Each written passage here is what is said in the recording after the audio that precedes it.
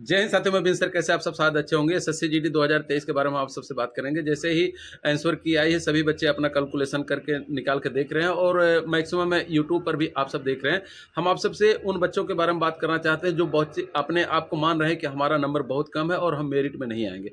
भाई, आप मेरिट में आएंगे। अगर आपको लग रहा कि अगर 2-4 क्वेश्चन और हमारा सही हुआ होता तो हम जो है पक्का आ जाते। तो हम आप सबको बताना चाहते हैं कि 2-4-6 क्वेश्चन आपका बढ़ना ही बढ़ना है।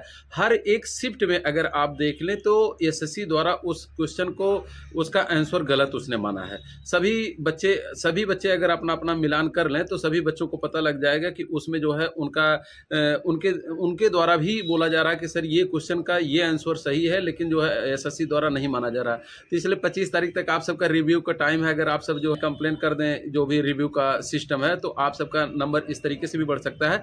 दूसरी एसएससी उसके ऊपर खुद फोकस करेगी और खुद उसके ऊपर एनालिसिस करेगी और आपका मतलब हर एक शिफ्ट में 2-2, 3-3 क्वेश्चन या कई में तो 4-4 क्वेश्चन भी आगे पीछे हुआ है, जो कि एसएससी द्वारा उसको माना गया है कि नहीं, जो है इसका आंसर ये होना चाहिए, जबकि आंसर दूसरा सही है।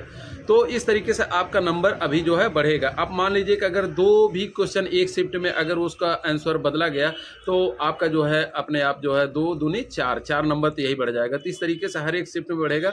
दूसरी बात यह है कि जो 1 महीने तक ये पेपर चला है तो हर एक शिफ्ट में एक जैसा पेपर नहीं आया है। ना तो मतलब टफ आया है डेली और ना ही बहुत नॉर्मल आया है। तो जिस दिन इजी पेपर था उनका तो कोई बात नहीं, जिस दिन टफ पेपर था वही बच्चे कम नंबर पाए हैं। तो उन बच्चों का अभी नॉर्मलाइजेशन होगा और नॉर्मलाइजेशन का मतलब यही है कि जिस दिन टफ था उस दिन वाले बच्चों को, उस शिफ्ट वाले बच्चों को कुछ नंबर बोनस के तौर पे दिया जाता है, जिससे कि वो उनके बराबर आ सकें। नहीं तो ऐसा तो भाई किसी को टफ पेपर दे दो और किसी को इजी पेपर दे दो तो फिर समानता कहाँ रह जाएगी। तो यही होता है नॉर्मलाइजेशन। नॉर्मलाइजेशन आप सबका अभी होगा। किसी दिन किसी शिफ्ट वालों को 6-7 नंबर बढ़ जाएगा, किसी का 10 नंबर बढ़ जाएगा, किसी का 12-13 नंबर तक बढ़ेगा। तो आप सबको घबराना नहीं है इतना ज़्यादा। आप सब होपलेस हो रखे हैं कि अगर मेरा 3 नंबर और होता, मेरा 2 नंबर और होता, मेरा 2 क्वेश्चन और सही होता तो मेरा हो जाता। भाई, अभी आपका इतना मेरिट डाउन जाएगा कि आपने इतना सोचा ही नहीं होगा। आप इतना परेशान पहले से क्यों हो गए हो। ये तो आंसर की आई है, कट ऑफ तो अभी आया नहीं है। दूसरा एक और रीजन बनेगा कि जो कम नंबर वाले बच्चे हैं वो भी कैसे फाइनल में मेरिट में आ जाएंगे, क्योंकि अब की बार वैकेंसी ज़्यादा है, इसलिए ज़्यादा से ज़्यादा बच्चों को फिजिकल के लिए बुलाया जाएगा। उसमें जो है फिजिकल में बहुत सारे इतने बच्चे होते हैं कि जो चेस्ट में फेल हो जाते हैं, जो हाइट में फेल हो जाते हैं, अंडर हाइट हो जाते हैं।